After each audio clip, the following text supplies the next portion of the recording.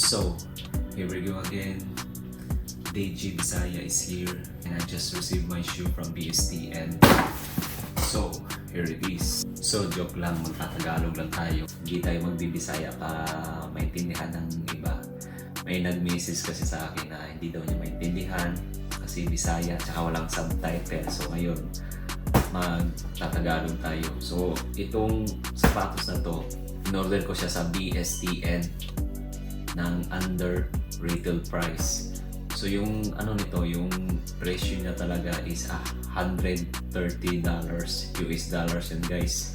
So equivalent yan ng 186.88 Canadian dollars. So itong sapatos na ito, nabili ko lang ng 162.98 Canadian dollars sa website ng BSTN. Kasama na yung tax taka shipping fee nan guys.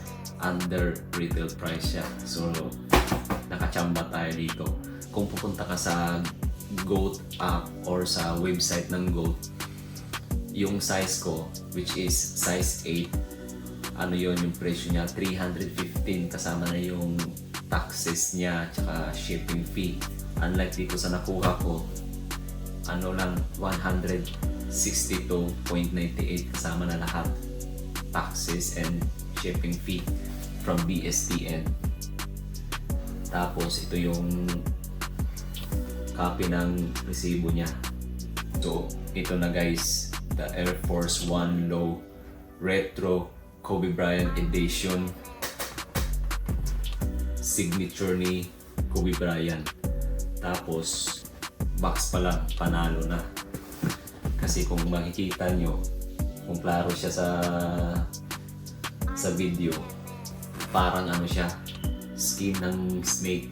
Tapos yung Mamba, logo ng Mamba, yan. So i-open na natin. So ito na, 3, 2, 1. Dalawang papel. Yan na guys, very clean shoe guys. Yan guys, kagandahan nito, may kasama siyang lace, dalawa, yellow tsaka purple.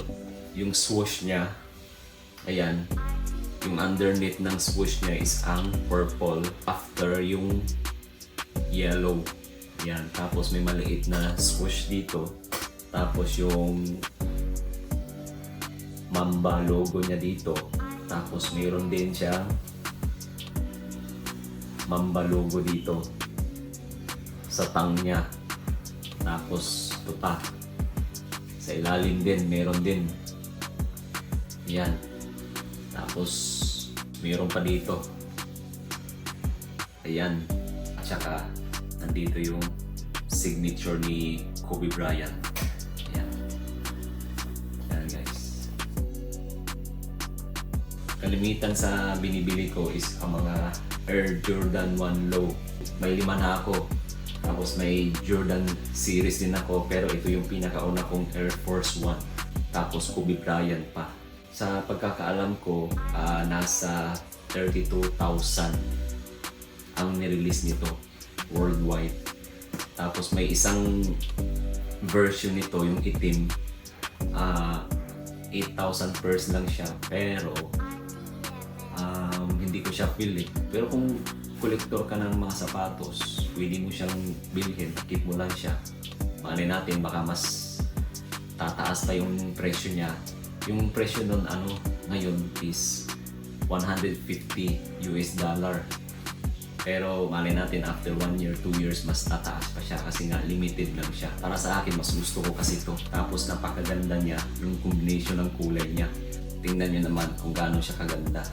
Iba dito is Mamba logo siya. Pagdating dito is naka number 8. Yung pinakaunang number ni Kobe Bryant nung naglaro siya sa NBA is number 8. Bago yung huling number niya na 24. So ito yung pinakauna niya. At saka guys, itong sapatos na to, nung naka number 8 siya, is meron siyang sinuot na halos kamukhang kamukha talaga. Pero yung hindi talaga ito yung actual na sapatos na sinuot niya. Mid siya, mid. Pero yung combination ng kulay niya is ganito talaga. Pero yung siya is mid. Pero ito is low. Parang ano niya, second generation ng sapatos niya. Happy ako, nagkaroon ako ng Air Force 1 Kobe Bryant Edition kasi sold out talaga ito kahit saan, maliban lang sa GOAT. Kasi kung bibili ka sa GOAT or StockX, medyo yung presyo niya mataas na talaga. Kaya nga sinabi ko kanina, nasa 315 siya kung bibilhin mo siya sa GOAT. So guys, bibigyan natin ng magandang anggulo itong sapatos na to.